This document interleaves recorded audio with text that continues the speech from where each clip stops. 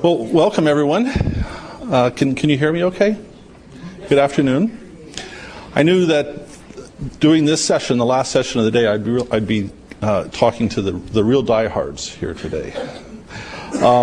What I wanted to talk about a little today is how we plan for future technology in our law schools. And I think part of our jobs as technologists is in helping to guide the direction of technology, is to help our deans and our faculty to formulate and answer the questions that we all should be asking about the future directions of technology in our law school. Questions like, where are we heading? How much is it going to cost? What are the benefits? What are the risks? And underlying a lot of the approaches that I'm going to talk about today, I think, is the concept of feedback, which I think is really important in these types of discussions, knowing where we've been, lessons we've learned, mistakes we've made. But so often feedback is not present, and we really have to go looking for it. A funny story that I like to tell about feedback is when the first time I volunteered at our commencement ceremonies at Hastings a few years ago. We hold commencement in a large hall, Masonic Auditorium in San Francisco. It's on the top of Nob Hill. It holds 3,000 people. It's a huge production. And I was sitting there listening to the students as they were giving their speeches, and very humorous. They were making fun of the administration, making fun of the faculty, in good taste. Everyone was laughing, except our faculty. The faculty was sitting there very stoically, and throughout all these speeches, they didn't make any reaction, and it made it look like we had the most humorless faculty that you could imagine. So the next day, I asked one of the faculty what was going on, and he told me that nobody sitting on this stage where the faculty were could hear the speeches. The loudspeakers were turned outwards towards the audience, and consequently they didn't have the feedback that they could have used to make an informed decision, which was laugh at the jokes even though they're at their own expense. So I think feedback is very important. The presentation that I did today is one that I've done originally for a conference of chief financial officers of the independent ABA law schools, and I've also given it to our senior staff. A lot of what I'll talk about today, the approaches that I'm going to talk about, probably won't come as news to many people here, but you might get some ideas about approaches that you could use in talking to your deans and your faculty. So these are what I call signposts to the future, some of the approaches that I've taken in talking about the future of technology. One of them is spending trends. And this is a graph that I created of my department's budget over the last 9 years at Hastings, the IT department. We are a standalone law school.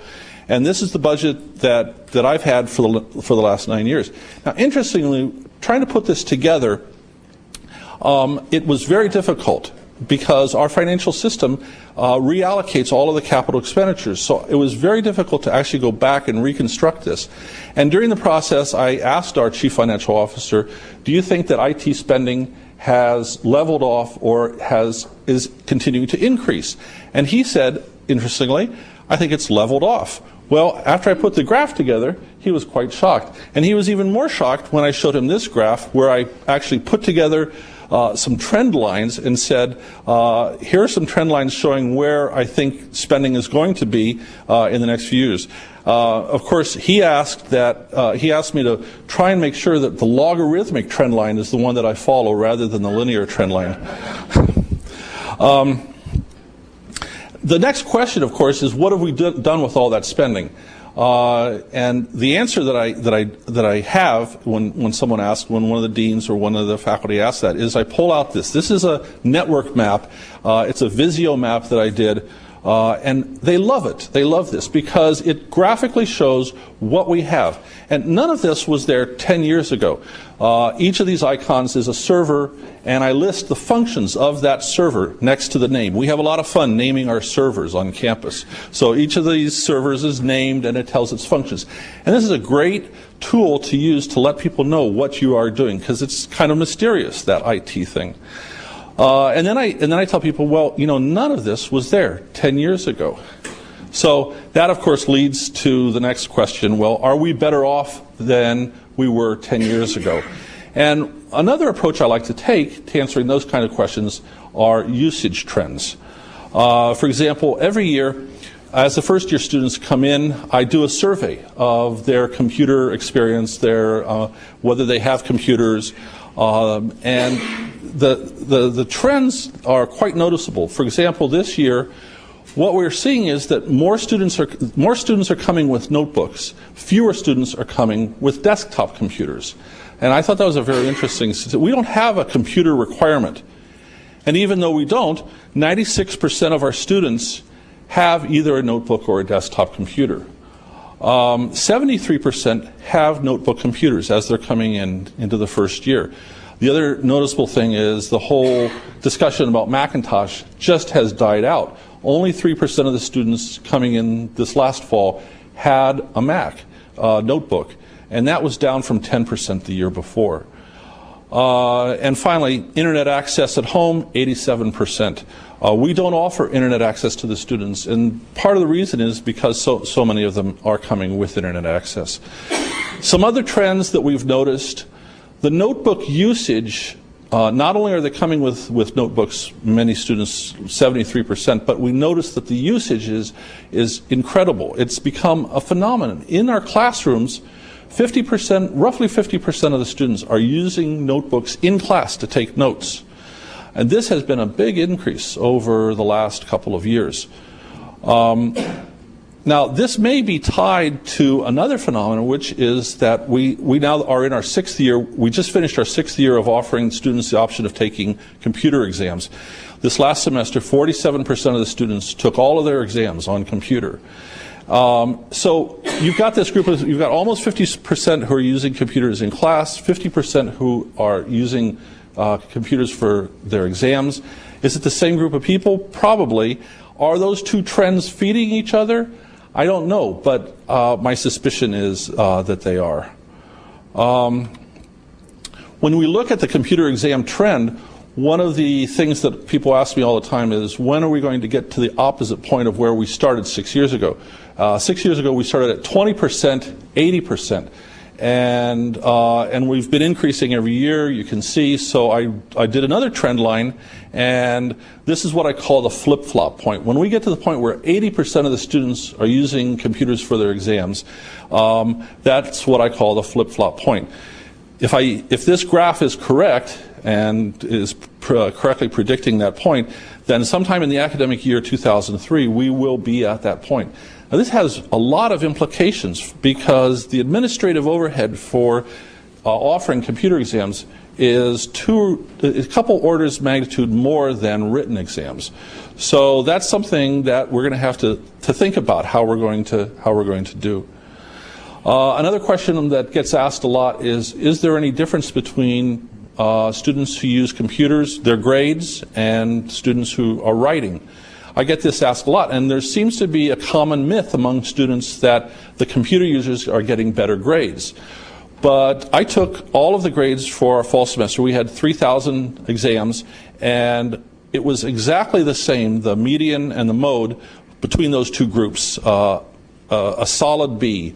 And then if you took the average, it was 2.99, 2.99, 2.98, insignificant. So this finally put to rest, at least for the fall 2000 semester, any myth that students using computers have an advantage. I think there are some other trends that we can talk about. First of all, in higher ed itself, higher education seems to be a little bit ahead of legal education in terms of the use of technology, although you wouldn't know it in a classroom like this at Suffolk. And these statistics and this information is available in a lot of different places. This is a report that just recently came out from Market Data Retrieval about the College Technology 2000. And some interesting things that I saw. There was a 22% increase in spending on technology. That's hardware and software between 1999 and 2000. In 1 year, 22% increase. Where is that money going? Well, wired classrooms, there was a big increase. 64% of the colleges have wired classrooms. Distance learning, from 2 years ago when less than 50% of the schools were doing any programs in distance learning, now 70% have some type of distance learning program. Online services also is increasing. This is making available transcripts, online registration to the students. And finally, a statistic that I don't really know what it means is the computer brands on campus. I had thought that Macintosh was a lot more prominent on undergrad campuses. Here, according to this study, Compaq and Apple, I don't know why they combined those two, are about 10%. So, closer to home, I think that looking at trends in the legal community are also important. Of course, CALI, for us, is one of the prime sources of information, and this conference. Now, these were a list of topics from last year. What I like to do is go back and distribute this information around to faculty, to staff, to the administration, to show what sort of topics are being talked about in law schools. I like to do presentations for faculty, showing them what other faculty are doing, what we've seen at conferences like this, and show them what other faculty are doing to disseminate ideas that we've gotten at a conference like this. 3 years ago, I came back from the CALI conference, and one of our sister schools across the bay was present, and one of their staff in the IT department was called the webmaster and had a business card that said webmaster. I made sure to take a copy of Eddie's business card back with me, and I distributed it around to our administration, and everyone was quite amazed. I had been asking for a webmaster. Well, the next time I asked for a webmaster position, we got it. Now, I'm not sure whether Bolt deserves credit, but I would imagine so. So that's very important. When I came here this week, the dean said, well, make sure to bring back information. I keep hearing about Suffolk Law School and all the technology. So I brought my camera, and I've been taking pictures all over the place. I'm going to take pictures back to show them, and I hope it will have some effect. Another approach to talking about technology in law schools is the whole idea of technology adoption models. And I'm sure many of us are familiar with this model here. Usually, you see this model turned on end. It's a bell graph that shows the rate at which technology is adopted among higher education faculty. There are the early adopters, there's the late adopters, and then there's the middle, the mainstream. And if you look at the dotted line is supposed to show that there's a gap that can take place if technology doesn't jump that gap from the early adopter stage. That it's difficult to jump that gap, and if it never jumps the gap, obviously it never gets into the mainstream. So I use this to look at some of the technologies that we're experimenting with. For example, in-class presentations, this is something that we've been working with faculty, trying to help develop interest among the faculty, skill among the faculty, and then supplying the technology in the classrooms. We have nothing compared to what we have here at Suffolk, but nevertheless, what we have found is that even after 4 years, only 10% of the faculty are using in-classroom presentation technology. One of the limiting factors, I think, is ease of use, and setups like what we see here will be, I think, very important in helping us increase that percentage. Another factor, I think, is generational. What we do see is that a lot of students are asking to use in-classroom presentation technology. So what that tells me is that in a few years, we will see faculty, younger faculty coming in who might be more used to using this type of technology, demanding its use, demanding its availability. Another technology that we've been experimenting with for the last couple of years are course webs. And we've had more success here, even though in order to be able to put up a course web, a faculty member has to learn how to use Microsoft Front Page, and we give them lessons in doing that. We still, after only 2 years, have 25% of the faculty who have posted course webs with syllabi, course materials, daily handouts, and links to other pages. So that's been, I think, relatively successful, and we are certainly into that early mainstream acceptance model. Likewise, the third technology I was going to mention is online discussion groups. We are using O'Reilly's webboard software, and we have found that this has become very popular. Probably for some reason, I would say because of the ease of use. Ease of use, I think, is a critical factor here. After only 1 year, 28% of our regular and visiting faculty at Hastings are using web discussion conferences. Now, Monique Moore-Racine, who is here with me today, who will present as soon as I'm finished, will talk more about our web and some of the lessons that we've learned. Before we leave the topic of the technology adoption model, I did want to mention failed technologies. And for law faculty, I don't know what it is, they like to talk about failed technologies. One of our faculty members loves to tell the story, for example, about electronic casebooks. A few years ago, electronic casebooks were the rage. And we used to come to CALI and spend a whole day learning how to create electronic casebooks with folio views. And this particular faculty member relates the story of back east he was visiting, and there was a demonstration for all the faculty of folio views and electronic casebooks. And after the meeting was over, one of the older faculty raised his hand and asked this question: you mean a student I can't even get to read the assignments is actually going to click on the footnote links to read the original case? Everyone broke out laughing, and that was the end of the discussion of electronic casebooks at that school. However, yesterday I noticed that Steve Nichols did a session on e-casebooks updates, so maybe the early adopters of this technology will have the last laugh.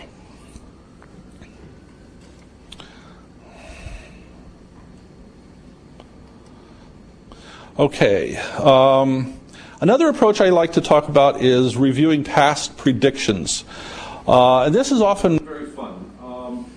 So I chose 3 different predictions to show different approaches to making predictions.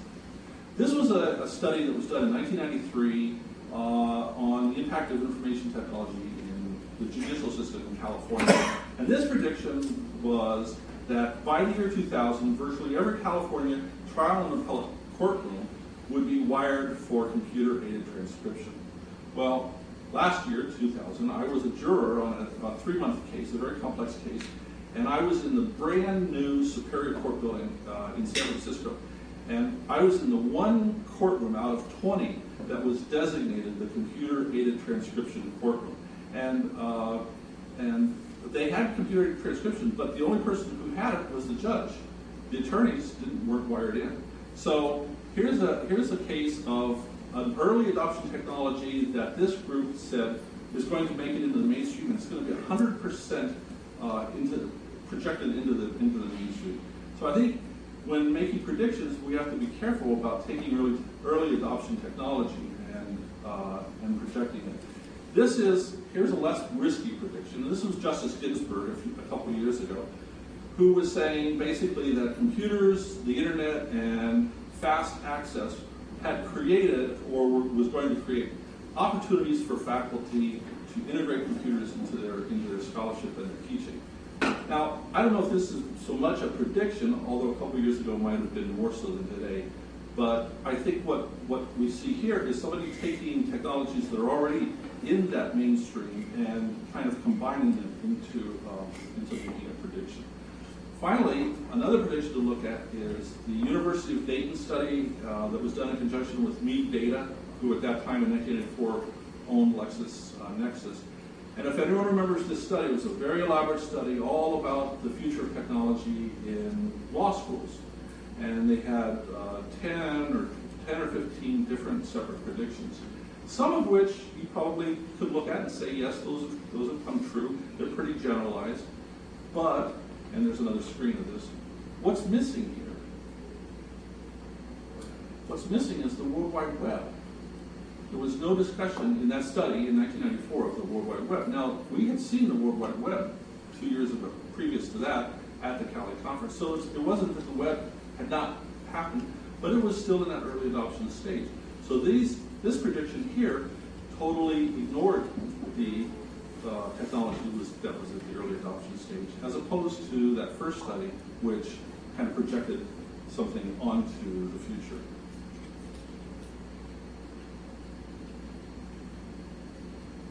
Okay.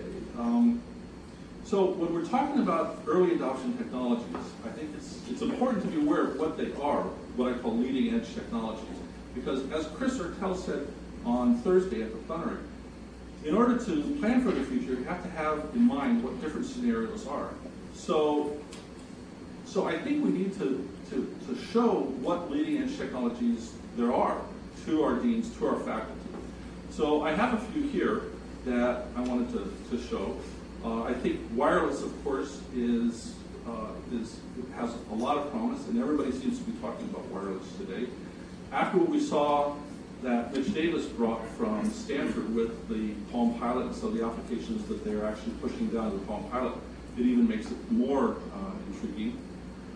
Distance education certainly is in that category. This is a continuing education program that Lexis has online. You can take all these courses right online. MIT and their open courseware initiative. This is the plan that MIT has to put all of their courses online, all of the course materials, and make them available for free. You won't be able to take the classes, but you'll be able to look at all the materials. And they're rolling this out starting now and over the next 10 years. And of course, Concord University School of Law. Has everybody heard of Concord University? Practically everybody, I would imagine. But among faculty and deans, this is not so well known. Concord, of course, is the first completely online law school. They're not IBA approved, of course. And this is, I think they just finished their second year. So it's definitely an experiment to keep track of. Online services for students. This is, at least at our school, big demand, and this is the product that we're implementing. We use an administrative database called DataTel. This is a web interface to that administrative database. So we'll be able to supply students with their transcripts, course schedules, their accounts, registration online. E-commerce, our fiscal people are very interested and want us to move very aggressively into this area, developing e-commerce. And finally, campus portals. I read that by the year 2005, 85% of universities will have implemented campus portals. So that's something definitely at this point still leading edge. Okay, and the final approach that I want to talk about was what I call baseline analysis. And this is kind of not well formulated, this idea yet, but I got the idea from Mark Folmsby, who a few weeks ago on Technoids was talking about this idea of creating a list of what he calls core competencies among core competencies that are necessary for law school faculty, staff, librarians to do their jobs. And so he came up with a list of what he thinks are core competencies in this area. My idea with baseline analysis is that let's sit down and create what we think is the basic, the minimum that you need to be able to run a network at a law school. What types of services do you want to offer? And this is something that I haven't created, but it's an idea kind of that's in the formation stage. And maybe next year I'll have more to say about this topic. So in conclusion, I think that information technology has proven that it's touching every aspect of our law schools. And it's important that we are able to start to discuss with the administrations, with the deans, with the faculty, the kinds of questions that I've talked about today. And to do that, I think it's important to start to notice trends that are taking place in your schools, keep track of what's going on in the broader world, in higher ed and other law schools, be able to come back and talk about those insights. especially be able to evaluate your own work, see what's worked and what hasn't. And that kind of leads into the next presentation. This is Monique Moore-Racine, who is our web development coordinator that we were able to hire after I came back with that business card. And Monique has been working at Hastings for the last year and a half. She will talk about some of the lessons that we've learned. And this is, again, in the nature of a presentation that we would make to our administration to show them the types of things we're doing. Thank you very much.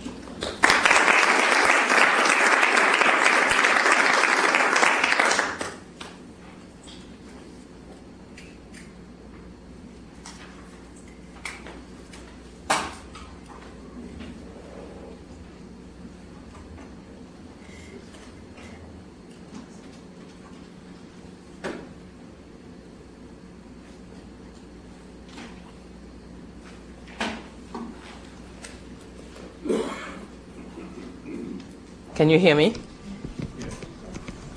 Okay. Well, I'm a webmaster, but not a techno geek, so you have to bear with this. 18 months ago, when I came on board, Eric asked me to redesign the website and do whatever I could to help bring this technology as part of the tools used at Hastings in all the different departments. Prior to this job, I had worked at Hastings for about 5 years. So I thought I really, really knew the school. Quickly, it became evident that I needed to be talking to people in order to find out what it was that they already had, what they liked, what they needed, and how they could teach me to do what I needed to do to use my skills and help them in their work applying this new technology. So we came up with 4 goals. 1, work with faculty to create website, use website in their classes, use website to present their course material, and collaborate with each other on campus or people co-writing with them on books, treatises, and whatever. 2nd, have programs for the academic programs specific to Hastings, have programs for the administrative departments, and have programs for the business processes of the school online. This was a little bit more difficult than I had envisioned when I accepted the job. I never really thought it would be so hard to get people to understand that the web had benefits unlike anything they had seen before. At least it was my opinion, having worked with the web for 7 years prior to this. So I sat with various professors in the beginning in a very timid manner, asking them, how can I help you work with this? Well, most of them thought I was strange. Most of them didn't really want to talk about how they taught, what their pedagogic methods were. And furthermore, they all wanted me to believe that they could not turn their computer on in the morning without the help of somebody, which I already knew was not true because I work on their floor and I saw them typing away and writing their books. So I learned because of that approach that I needed to have them embrace me, adopt me, and help me do what I wanted to do. So I joined things that they were doing which had nothing to do with the web. I became part of the baseball pool, I became part of the basketball pool, and finally I participated in the football pool, which I thought was ridiculous since I didn't know what that thing was doing. But the results became very quickly very clear and very helpful to me in working with other departments. Once they understood that I could be a part of the group, they accepted my message. And they approached me on their own to help them create websites, see what the technology was, see how it could help them in their classes, and perhaps bridge the generational gap between them and the incoming students, because our professors are older than the average person at the school, and the new student, being Generation X, does not necessarily know how to talk to that generation. So the experiment overall with the faculty has been extremely fruitful, because now 25 to 30 people at the school use a website to present information to their students. I'm sorry, I cannot make this thing move.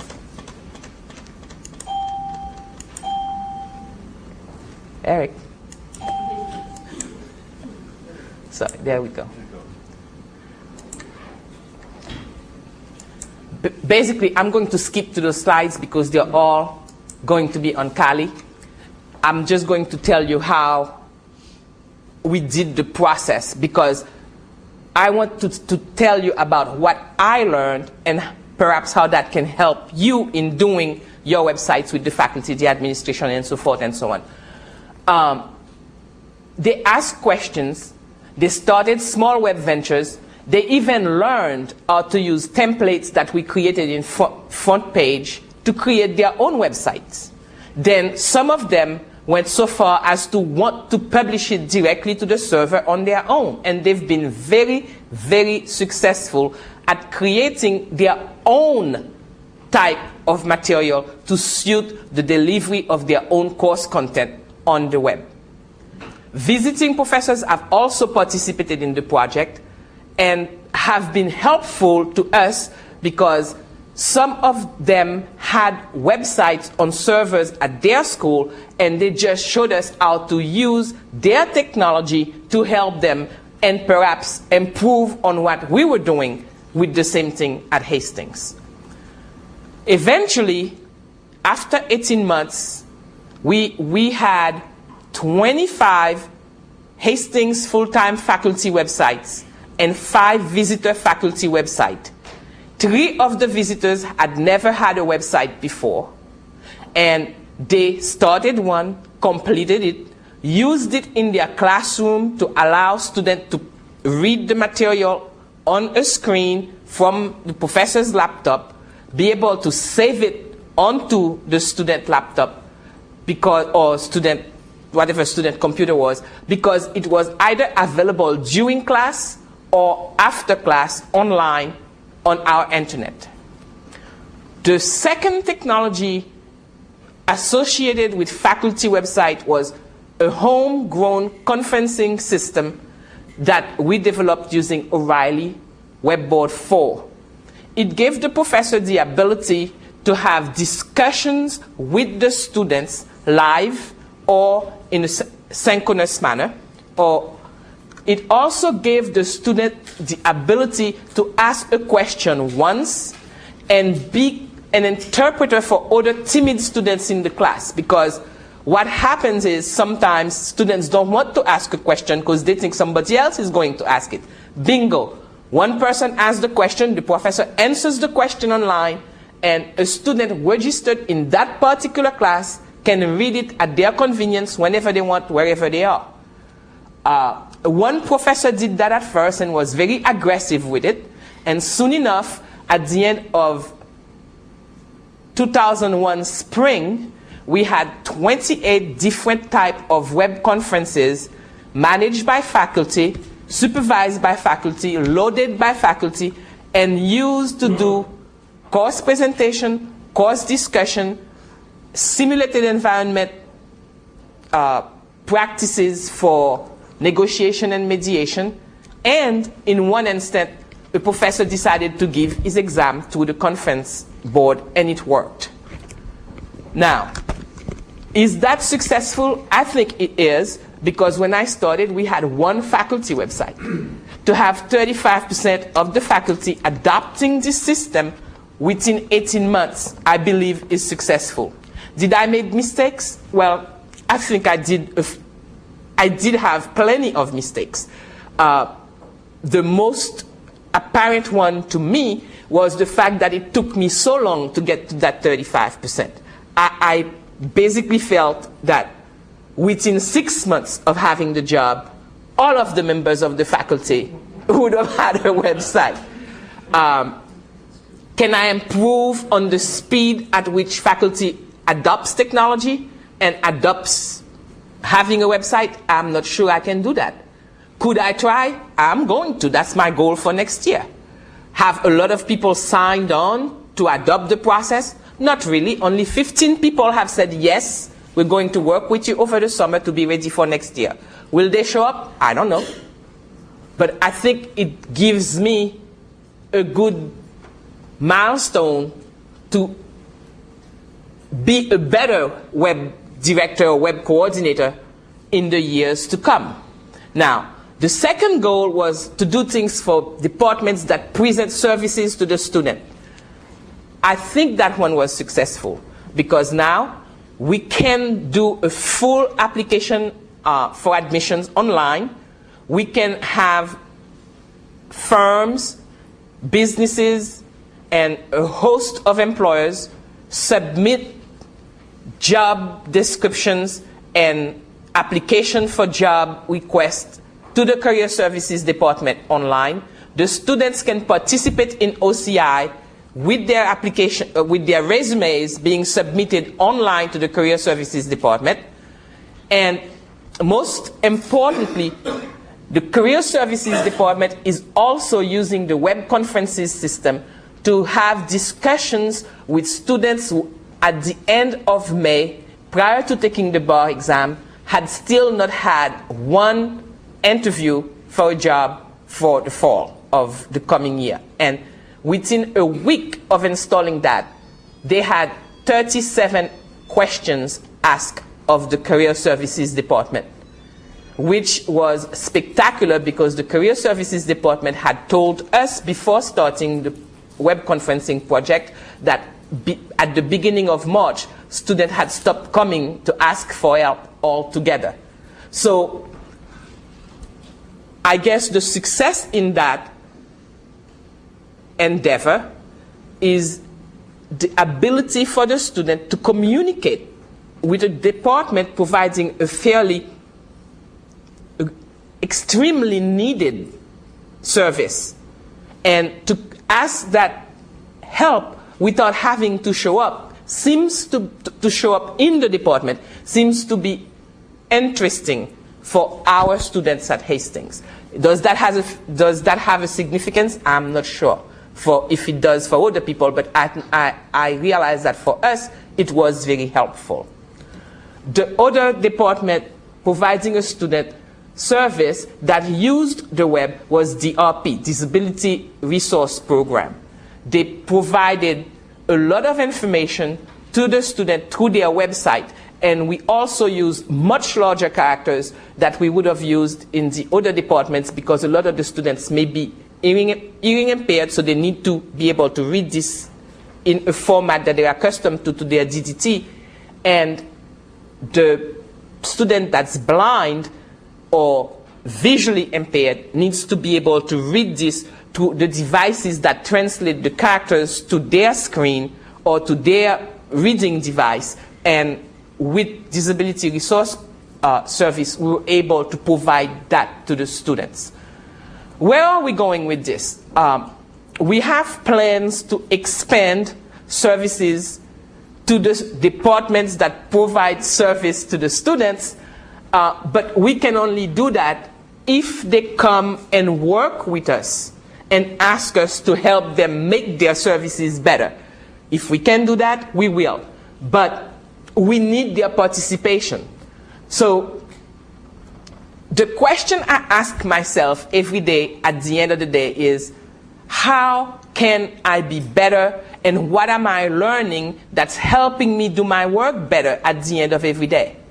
And basically, I find that I can tell you it's not the technology. The technology has nothing to do with the service I'm providing. It's my ability to have a rapport with the people at the institution.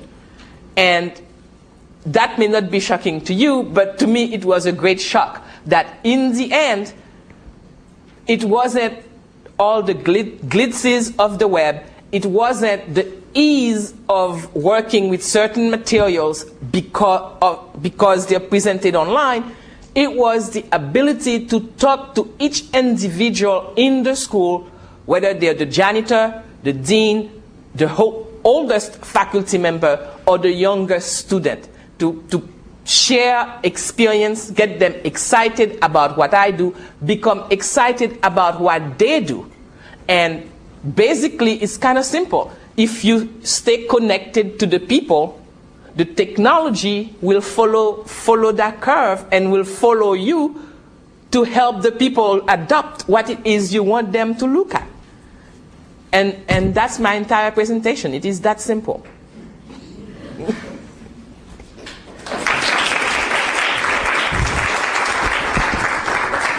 What? Oh, you could ask your questions. Questions? Just a comment, and I hate to disillusion you, but there's going to be a percentage. I can't tell you exactly what it will be, but there will be a percentage of your faculty who will never a web page. Use web conferencing. But just keep that in mind. Well, but that's okay too. Yes, I mean, so don't go for that 100%. I mean, if you get to like 75 or 80, I think you're going to be doing really well. Thank you. But I still say I want to try. And if it works, it works. If it doesn't, it was a good experiment. Well, one of the interesting things about that technology adoption model is in that particular graph, it labeled what I always call the late adopters. It labeled them as laggards. I don't know if anybody knows. Yes. And I agree with it, but you know. But the funny thing is that in our school we have about a half a dozen faculty who are still using WordPerfect 5.1. Now, you might consider them laggards, but actually some of them were at the very first wave when word processing came in. They were the people teaching everyone about WordPerfect 5.1 in 1989. But they're still using it. So I'm not sure laggard or late adopter is the right term. Because at that point, they were the early adopters. So it's what I'm kind of curious about, what I wanted to open it up to, after we were done was to just ask what other examples anybody has about how you dialogue with your faculty and your deans about technology. Any samples and examples?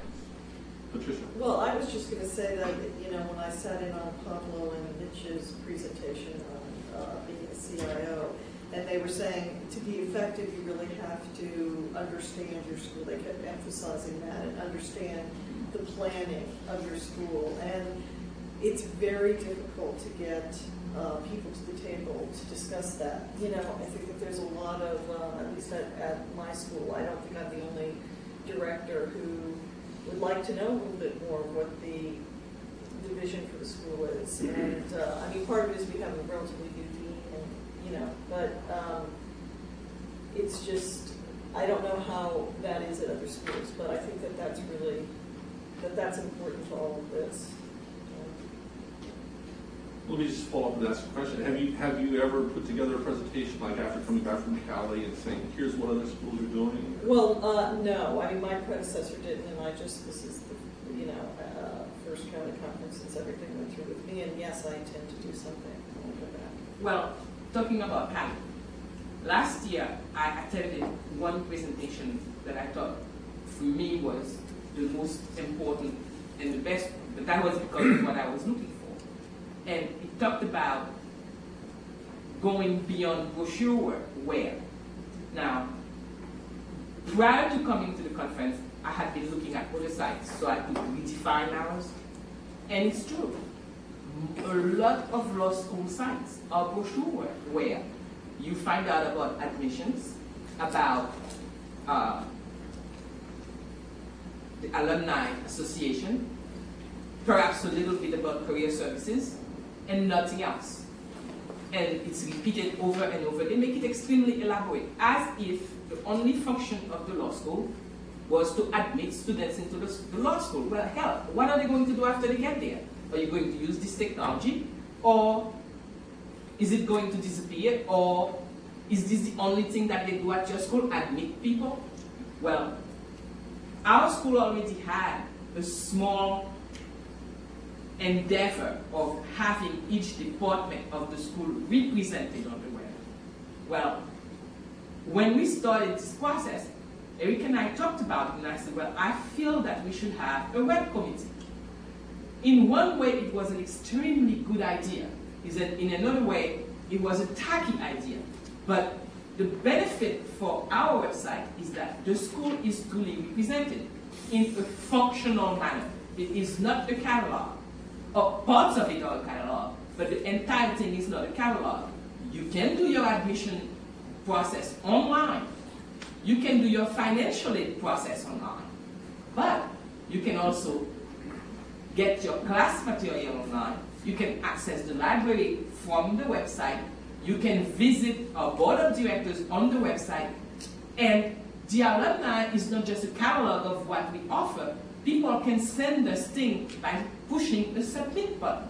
And to me, that's what the website is intended to do. Let people tell me what they want, interact with me, send me information, take information from me, and share knowledge across the board. In fact, maybe I should have talked about that longer. One of the success of our conferencing system is that we have a digital library online, restricted to people participating in a class. Granted, it's restricted, but 3 sets of people are participating in creating and using this library. The Stanford negotiation professors, the Hastings negotiation professors, and the Harvard negotiation and mediation professors. We share the same pool of text. It's there for the student to download a PDF file or a text file or a newspaper article as a picture. And professors can discuss among each other from 3 different schools what it is that they offer their students. And perhaps I'm selfish because I'm more web-oriented than the average person, but deep down, isn't that what the web is supposed to be about? Collaborating across all different disciplines and all different endeavors, be it financial, educational, or business practices. But in that sense, that part of it has been successful because we're able to do that. It's also financially successful because we reduce cost. Copyright cost is less. It's 1 copyright per article, and 3 schools participate. If Professor Bender pays hers, I don't have to pay mine. It's the same library. And that's another benefit that we fail to look at, that eventually will mean something to our CFOs. You see? She had a question. This young lady had a question behind us. One thing that you're going back to is about faculty web pages. We do have 100% of our faculty with web pages. And what happens is, they could go with very simplistic to very extensive web pages. But it's the faculty secretary's responsibility to make sure that their professor puts up the basic syllabus, course information, hours, faculty office hours. So we've got that we have our hands around that. Who made that decision? It kind of was a parallel decision. What happened was we had a very proactive web person, and she was also, before she was our web person, she was a faculty secretary. So she came around and she was like, I think this would be a great idea, let's start making course web pages. So she started putting together a few templates, made it very simple for the faculty secretaries to do it, trained some faculty secretaries, and then it was just a collective decision from upper administration to say, okay, if we're going to have 20 of our faculty members having course web pages, we need to have all of them to have faculty course web pages. You can't have one and not have everyone else do it. It's not injustice, but it's a disservice to the students. So now I'm going to ask you a different question. The same question in a different way. You have 100%. Are they all using their web course in the classroom when they're delivering the class? When they go into the class, on their syllabus, they still hand out a syllabus, a paper copy, and they'll put down their web address so that they can go up to the website and get any additional reading materials, assignments. And that's where you start reducing the amount of people who are actually, faculty members who are actually using those course web pages. We have about half of them that put up additional reading assignments, half of them that put up on my classes canceled today, so those types of things. But at least there's a presence for every one of our faculty members on the website. What school? University of Washington. And then another question that you kind of brought out for the audience was, how do you keep your upper administration involved with IT decisions? One thing that I do is I inundate my dean and my associate dean with information. One thing that you'll find is that IT is newer to the law school system. Financial aid, admissions, career planning has been integral parts of your law school. IT is this redheaded stepchild of the law schools, And we are a part of that. I mean, especially if you're in IT, you know you're a part of the law school. You're very integral. And the only way they realize that you are integral is when they don't have those services anymore. So what you have to do, and what I have found that works best, is I read a lot of materials, planning, like these 2000 vision plans, technology plans, whatever. And most of the time they're used as marketing tools. They sound good on paper. Then, a dean needs to write something up. So they're like, oh, let's talk about technology, how they're going to catalyst into being, top 25 law school, how we can use technology to generate more funds or entice more students to come. Well, that's great, except for what happens is when it comes down to actually implementing those things, you don't get your staff, you don't get your resources. So what I do is I come up with all these plans and these proposals, and I refer back to these vision statements that they've written.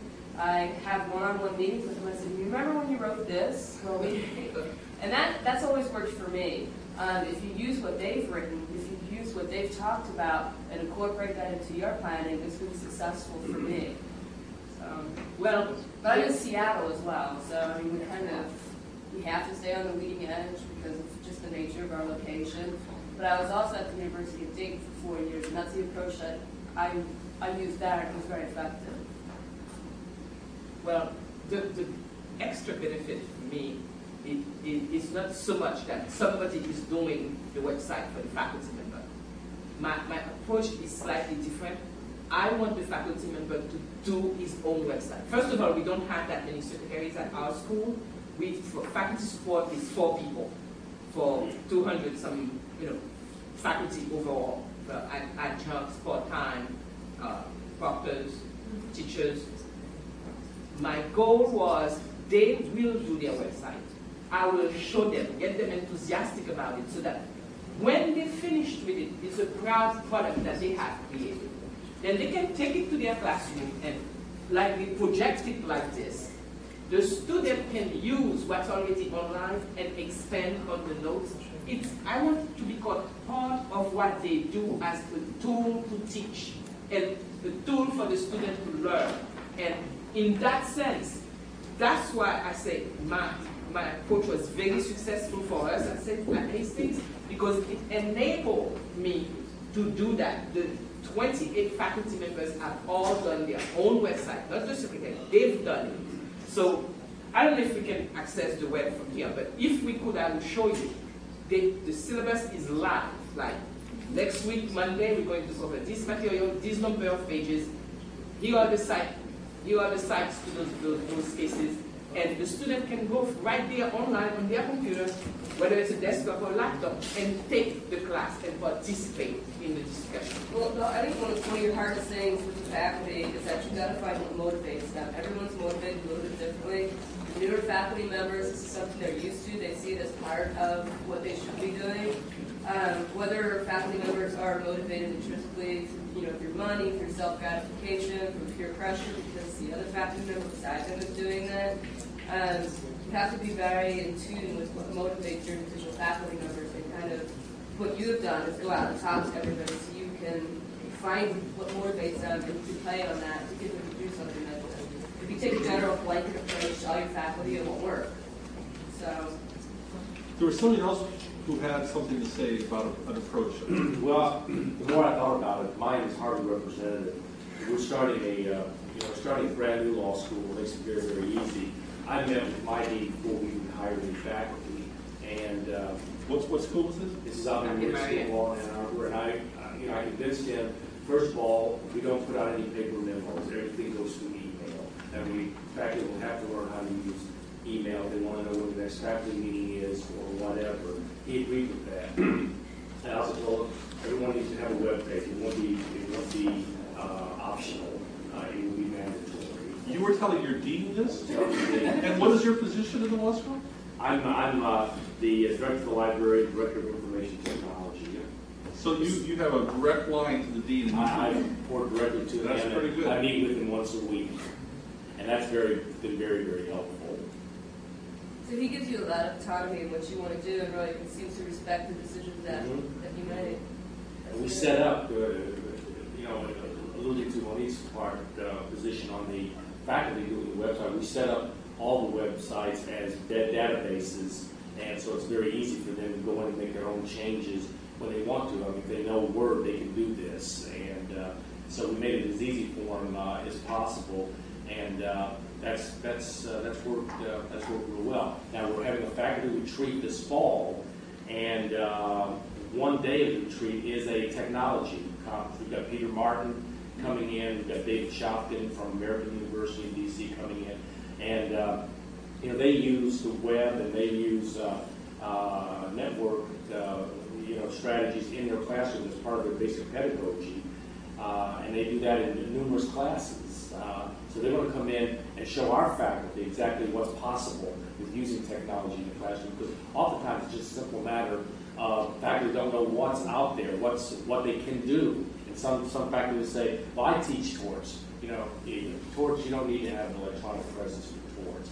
And I can bring in a torts professor. I say, for every class we teach here, I can bring in a professor who is using the classroom as a technology laboratory to teach law in whatever subject. You name one, I can bring them in, and my dean's allowing me to do this. So I'm going to be showing in this faculty retreat for this one day the powers of technology and how technology can change the basic pedagogy in the law school classroom. And what we do after the retreat is over, after the experts leave, what will you do to follow up? Well, we're just reaching that stage of formulating that, but we definitely need to do that, of course. Need to find out, based upon what they're going to be showing our faculty, asking our faculty, what appealed to you in this presentation? What are some of the things that you feel that would fit in with your teaching style, where the technology would not get in the way, but actually enhance what you're presenting in the classroom? So I'll find out what those things are, and then we will show them one-on-one how to do that and create lesson plans for them and that sort of thing. Any other suggestions or ideas that anybody else has? Can I ask you a question?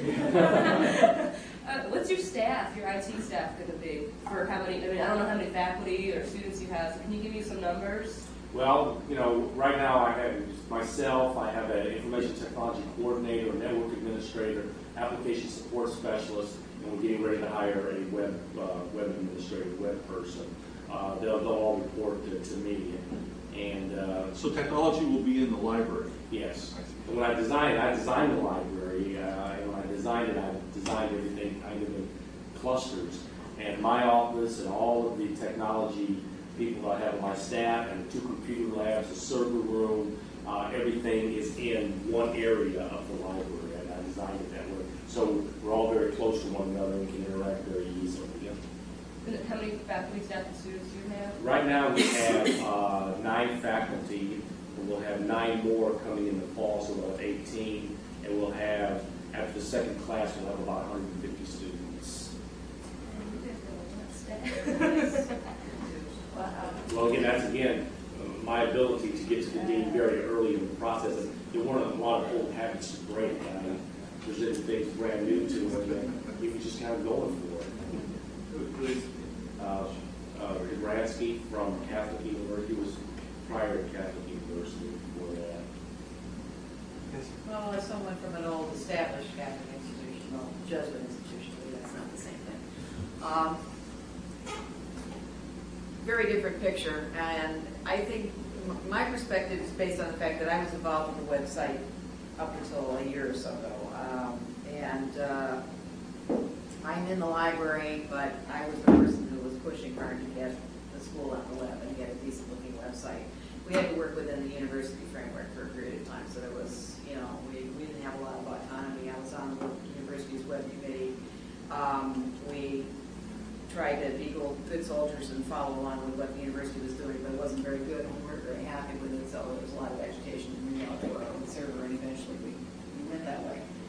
And there's a different person as a webmaster now in the IT department. But in terms of reaching the faculty, I still work a lot with the faculty in terms of teaching and courseware and doing web pages. And we have some faculty using Gwen and some faculty using the Lexis product, less using Lexis product at the moment. But the university went with Blackboard this last year, so now but we also did an in-house virtual curriculum center. I don't recommend that. But we did it, and a lot of people are using that. So we're getting there, but it takes a lot of hand-holding, and I do think the social skill is absolutely essential. And where I reach the faculty is at lunch. That's where I reach the faculty. There's a weekly lunch that the law school pays for, that the faculty come, at the cafeteria, and those who are interested that day go and sit together and chat. And that's when I get out there and, find out what's going on and what's bugging them, and how I talk to them about technology and what's going on.